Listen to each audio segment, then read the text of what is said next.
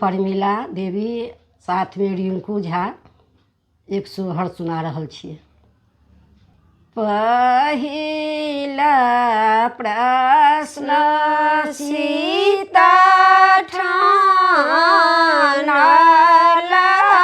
से हो विधि ना पूरा भेलरी रे, ललना रे मांगी लेलया अयोध्या साना राजा जनक पूरा नैहर रे, ललना रे मांगी लेलया अयोध्या साना राजा जनक पूरा नैहर रे।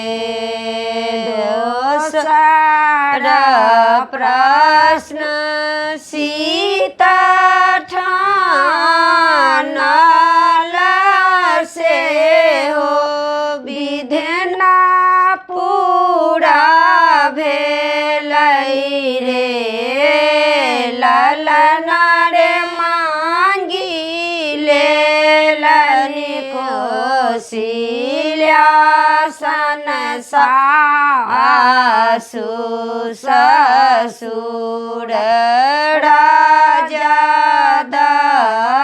दशरथ रे, ललना रे मांगी लेल कौशल्या सन सासु ससुर राजा दशरथ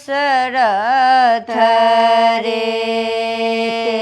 तेसरा प्रश्न सीता ठानला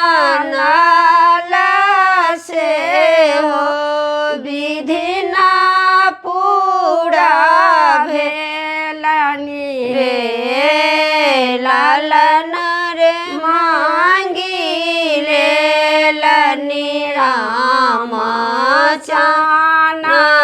स्वामी देवर बाबू लक्ष्मण रे, ललना रे मांगी लेलनि रामचंद्र स्वामी देवर बाबू लक्ष्मण रे। चारिमा प्रश्न सीता ठानला से हो विधि ना पूरा भेल रे, ललना रे मांगी लेलनि लभ कुश पुत्र सेवक बाबू हनुमंत रे, ललना रे मांगी लभ कुश पुत्र सेवक बाबू